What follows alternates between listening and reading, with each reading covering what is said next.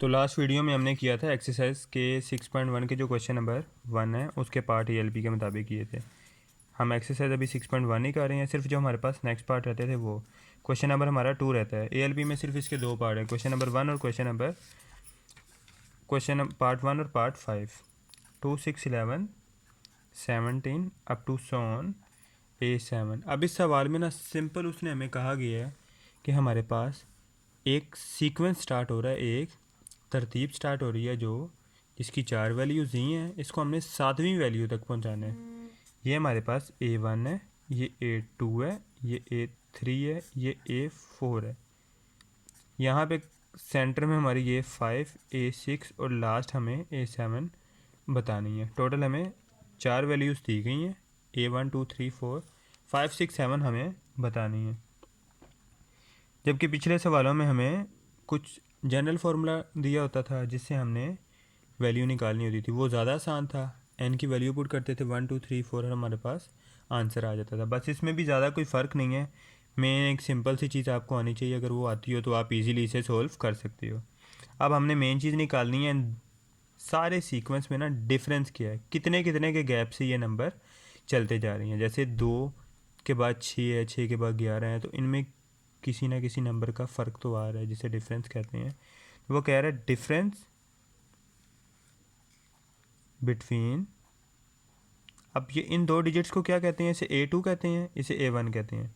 Difference between A2 and A1। अब A2 और A1 में डिफरेंस क्या है, जब A2 में से A1 माइनस करेंगे तो हमारे पास आ जाएगा 4। एज इट इज़ हम नेक्स्ट वैल्यूज़ का डिफरेंस निकालेंगे।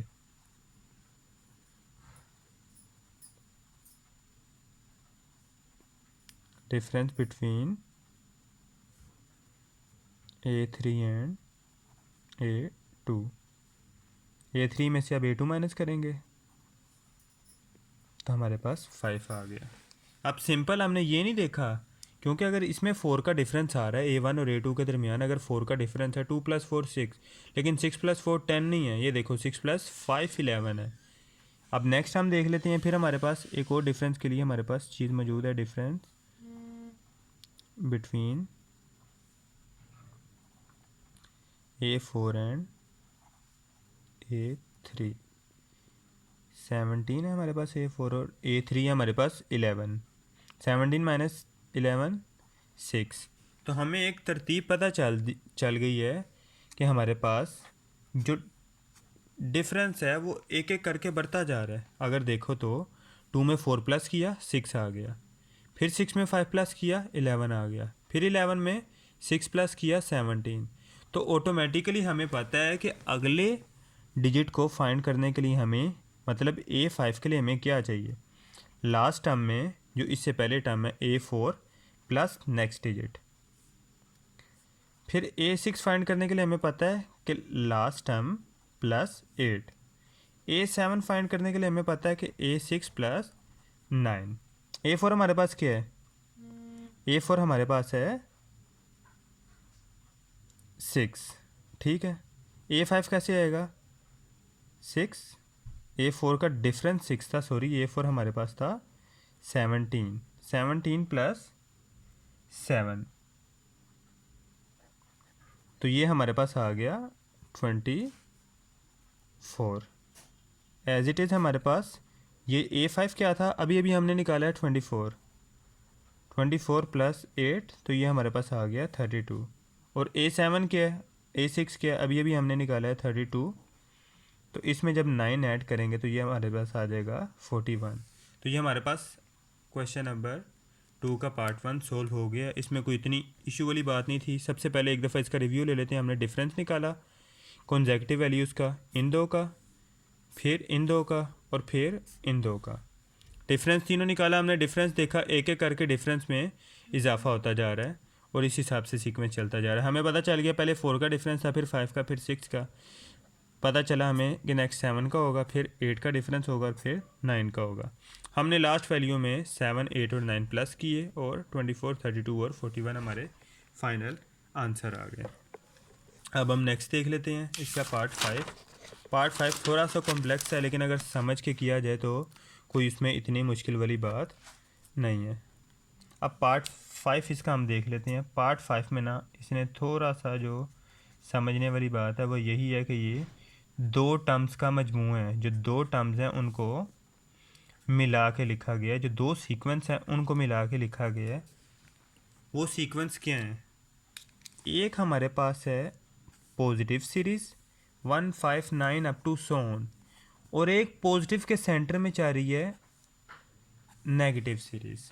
अब इनको ना थोड़ा सा हमने नंबरों के हिसाब से पहचानना है। ये A1 है, ये A2 है, ये A3 है, ये A4 है, ये A5 है, ये A6 है। जो पॉजिटिव सीरीज़ है ना सारी और टर्म्स में जा रही है। A1, A3, A5, A7, A8, A5, A7, A9 और A11 up to so on. और जो नेगेटिव वाली सीरीज़ है वो इवन नंबर में जा रही है। A2, A4, A6 up to so on. अब दोनों सीरीज़ को अगर हम अलग अलग लिख लें तो हमारे लिए थोड़ी सी आसानी है।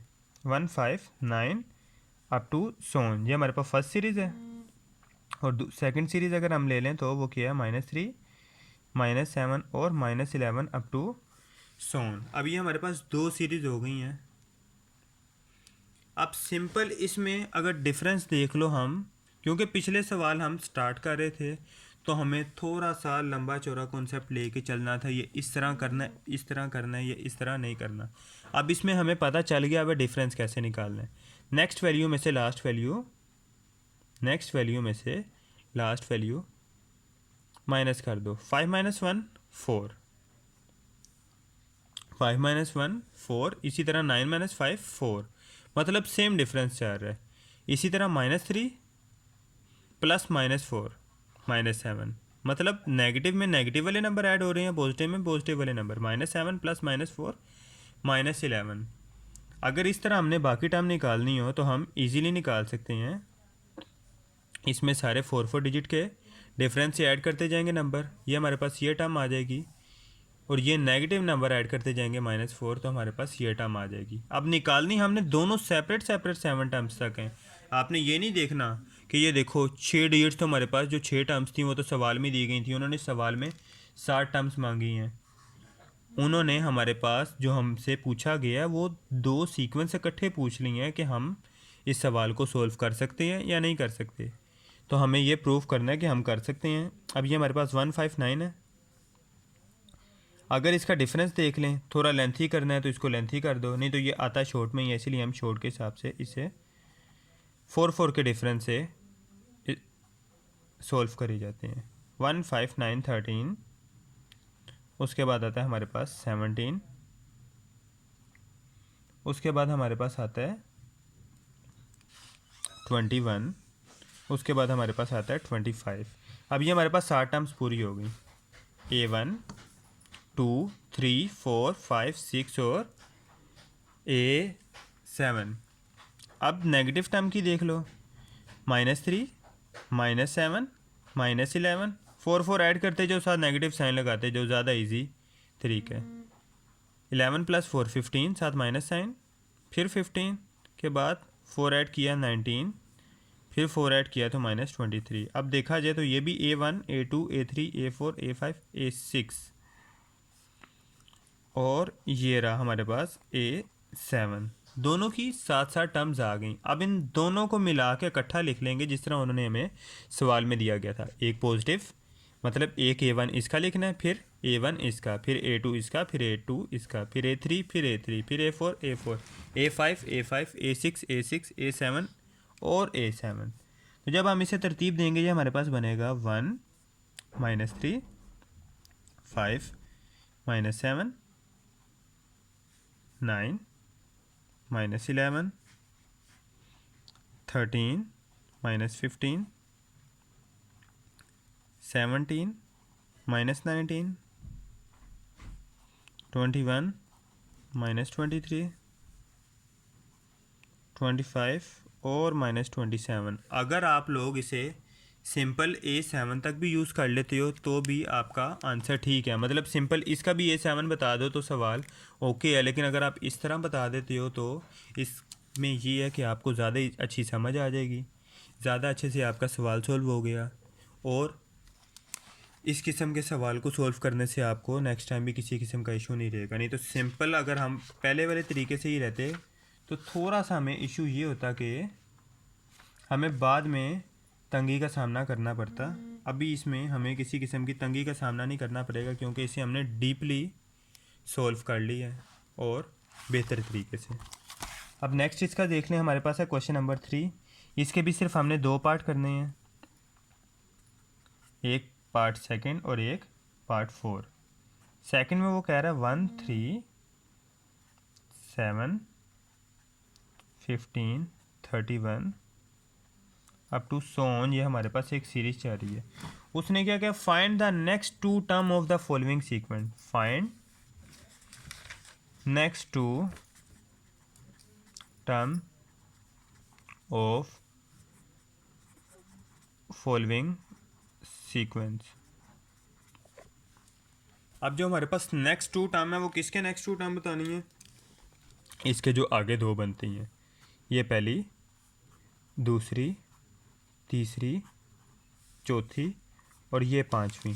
A1 A2 A3 A4 A5। अब हमने बतानी है A6 और A7। A6 और A7 बतानी है। कोई ज़्यादा मुश्किल तरीका नहीं है। लास्ट सवाल में अभी हम करके आए हैं, डिफरेंस हम निकाल लेंगे तो हमारे पास तरीका पता चल जाएगा कि हमने किस तरह अगली टर्म निकालनी है, क्योंकि ये ज़्यादातर जो सीक्वेंस है हमारे पास डिफरेंस पे ही चलते हैं। Difference between A2 and A1। A2 क्या है? 3 - 1। तो ये हमारे पास आ गया 2। पहला डिफरेंस हमारे पास 2 का है। फिर दोबारा नेक्स्ट वैल्यू के लिए हम डिफरेंस निकालेंगे। Difference between A3 and A2, 7 - 3। तो ये हमारे पास आ गया 4। फिर नेक्स्ट हमारे पास difference between A4 and A3। तो ये हमारे पास आ गया 15।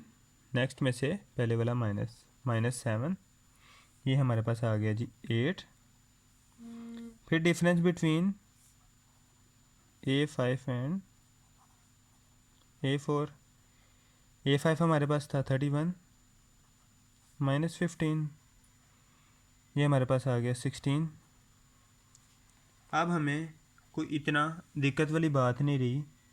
हमें पता है कि हमारे पास जो नेक्स्ट सीक्वेंस है वो क्या होगा।